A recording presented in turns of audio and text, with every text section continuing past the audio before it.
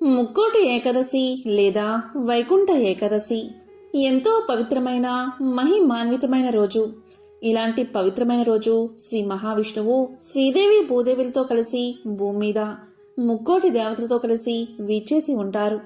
ఇలాంటి రోజు గోవుకు ఈ ఒక్కటి ఎవరైతే తినిపిస్తారో వారికి సకల దేవతల అనుగ్రహం కలిగి సకల ఐశ్వర్యాలు కలుగుతాయి.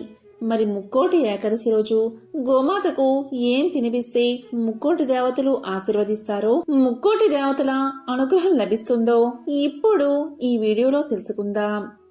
అంతకన్నా ముందు స్వామికి సంబంధించిన ఒక విశేషమైన కథను ఇప్పుడు విందాం. ఒక ఊరిలో ఒక ధనవంతుడు ఉండేవాడు. అతను మహావిష్ణువు యొక్క భక్తుడు. విష్ణుపై ఉన్న అచంచలమైన భక్తితో తన ఇంటి ఆవరణలోనే ఒక మందిరాన్ని కట్టించాడు. అందులో సుందరమైన విష్ణు విగ్రహాన్ని ప్రతిష్ఠించి విగ్రహానికి షోడశోపచారాలతో పూజలు చేయసాగాడు. చక్కని రుచికరమైన నైవేద్యాలు, నేతి దీపాలు, పరిమళాల ధూపాలతో అత్యంత వైభవంగా విష్ణువును పూజించసాగాడు. అతనికి అనుకోకుండా వ్యాపారంలో నష్టం వచ్చింది. అప్పుడు ఎవరో ఇలా సలహా ఇచ్చారు. విష్ణువు సంపద ప్రదాత కాదు. సంపద రావాలి అంటే, సిరి సంపదలతో తుల తూగాలి అంటే లక్ష్మీదేవి పేరు చెప్పి ఆ దేవతని ఆరాధించమని చెప్పారు. వెంటనే ఆ ధనవంతుడు ఆ దేవతా విగ్రహాన్ని తెచ్చాడు. లక్ష్మీదేవిని పూజించడం ప్రారంభించాడు. వెంటనే అదృష్టం కలిసి వచ్చింది. వ్యాపారంలో అనుకోని లాభాలు వచ్చాయి. వెంటనే అతను ఎంతో ఆనందంతో పూజలు చేయసాగాడు. ఒక పర్వదినాన రకరకాల పిండి వంటలతో ధూప దీపాలతో పూజ చేయసాగాడు. పూజకు ముందు విష్ణుమూర్తి విగ్రహం ఆ ధనవంతుడికి కనిపించింది. వెంటనే అతనికి ఎంతో కోపం వచ్చింది. ఇంకా నువ్వు ఎందుకిక్కడా అని ఆ విగ్రహాన్ని తీసేసి ఒక మూలగా పడేశాడు. తాను పూజిస్తున్న దేవతకి రోజు అతను ఎంతో భక్తి శ్రద్ధలతో పూజలు చేయసాగాడు. రకరకాల పిండి వంటలు, ధూపదీప నైవేద్యాలు, సుగంధాలు వెదజల్లే, సువాసనలు వెదజల్లే పుష్పాలతో ఆ గదంతా చక్కని సుమధుర వాసనలతో నిండిపోయింది. అతనికి దూరంగా ఒక మూలాన పడేసిన విష్ణు విగ్రహం కనిపించింది. వెంటనే అతను కోపంగా లేచి వెళ్లి ఒక వస్త్రంతో ఆ విగ్రహం యొక్క ముక్కు మూసేశాడు. ఈ వాసనంతా హాయిగా ఆస్వాదిస్తున్నావా? ఇవన్నీ నీకోసం చెయ్యలేదులే. ఈ వస్తువుల వాసనలు కూడా నీకు తగలకూడదు అని పలికాడు ధనవంతుడు. ఇక వెంటనే మరుక్షణమే విష్ణుమూర్తి ప్రత్యక్షమయ్యాడు. చిరునవ్వుతో జగన్మోహన కాంతితో ఉన్న ఆ వాసుదేవుణ్ణి చూసి ఆ ధనవంతుడు ఇలా పలికాడు. స్వామి, నిన్ను ఎంతగానో ఆరాధించాను. రకరకాల నైవేద్యాలు కూడా పెట్టాను. అప్పుడు నీవు కనికరించకుండా కష్టాలు అనుభవించేటట్లు చేశావు. మరి ఇప్పుడు నిన్ను ఆరాధించడం మానేశాక లక్ష్మీదేవిని సేవిస్తూ ఆ నైవేద్యాల వాసన కూడా నీకు రానివ్వకుండా చేస్తే ఇప్పుడు ప్రత్యక్షమై కనుకరించావు. ఇదేమి వింత స్వామి అని ప్రశ్నించాడు ధనవంతుడు. అందుకు ఆ మహామాయావి అయిన విష్ణువు నవ్వుతూ ఇలా పలికాడు. నీవు పూజలు చేశావు నిజమే, నైవేద్యాలు నివేదించావు అది నిజమే. కాని నేను అక్కడ ఉన్నాను అన్న భావనతో నీవు చేయలేదు. ఏదో పూజ చేశావు, ఏదో నైవేద్యం సమర్పించావు అన్నట్లు చేశావు. కాని ఇప్పుడు నీవు అలా అనుకోలేదు. నేను ఇక్కడే ఉన్నాను అనుకున్నావు. ఆ వాసనలు కూడా అంటే నైవేద్యాల గుమగుమలు కూడా నేను అనుభవిస్తున్నాను అనే భావన నీలో కలిగింది. నా ఉనికి, నా సాన్నిధ్యం నీ భావనలో పొందావు. నన్ను ద్వేషించినా నేను ఇక్కడ ఉన్నాను అనే భావన్ని చెందావు. ఇక్కడే ఉన్నా నా ముక్కు మోసావు అంటే అంత ప్రత్యక్ష భావన నీలో కలిగింది. ఎప్పుడైతే ఆ భావన నీలో కలిగిందో నా సాక్షాత్కారం లభించింది అన్నాడు మహావిష్ణువు. దానికి ఆ విష్ణు భక్తుడికి ఎంతో ఆనందం కలిగింది. ఆ రోజు నుంచి అతను ఎంతో భక్తిభావంతో లక్ష్మీనారాయణలు తన ఇంట్లోనే ఉన్నారు అనే భావనతో పూజలు చేయసాగాడు. చివరకు మోక్షాన్ని పొందాడు.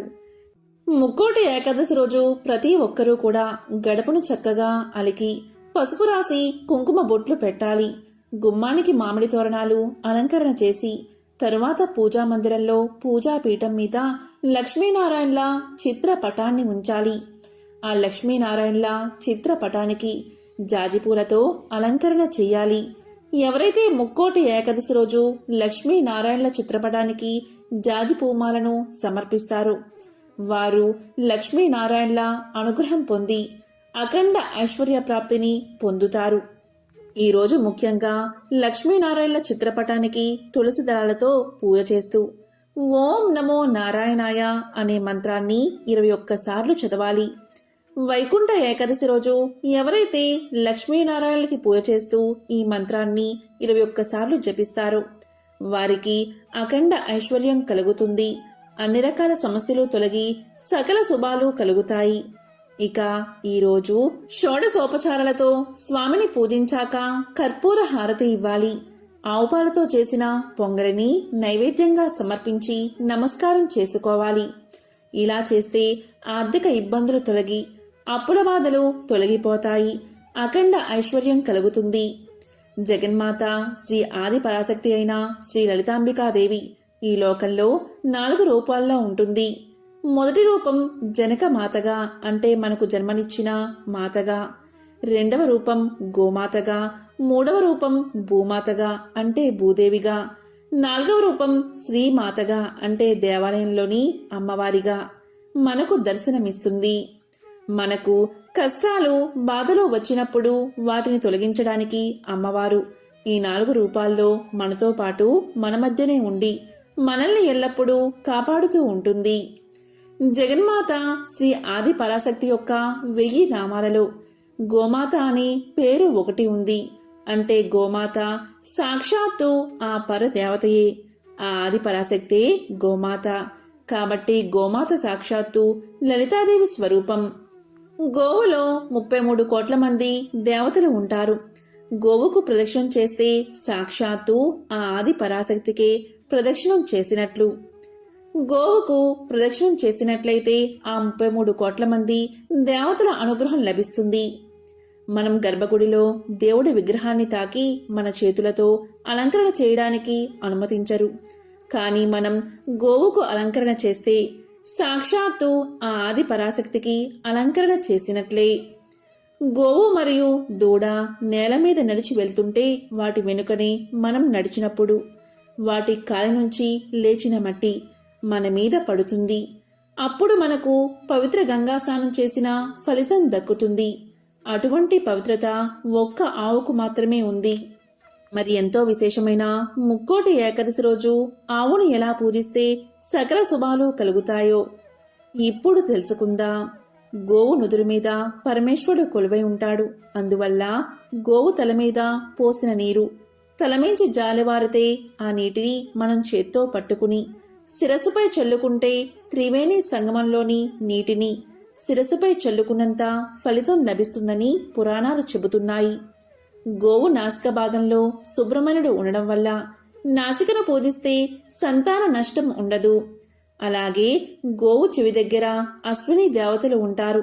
అందువల్ల చెవిని పూజిస్తే సమస్త రోగాల నుంచి విముక్తి లభిస్తుంది. అలాగే ఆవు కళ్ళ వద్ద సూర్య చంద్రులు ఉంటారు. వాటిని పూజిస్తే అజ్ఞానమనే చీకటి నశించి జ్ఞానకాంతి సకల సంపదలు కలుగుతాయి. ఆవు నాలుకపై వరుణదేవుడు ఉండడం వల్ల అక్కడ పూజిస్తే సంతానం కలుగుతుంది. ఆవు పొదుగులో 4 పురుషార్థాలు ఉంటాయి కనుక ఆ చోట పూజిస్తే ధర్మార్థ కామమోక్షాలు కలుగుతాయి. ఆవు గిట్టెల చివర నాగదేవతలు ఉంటారు కాబట్టి అక్కడ పూజిస్తే నాగలోక ప్రాప్తి లభిస్తుంది. భూమిపై నాగుపాముల భయం ఉండదు.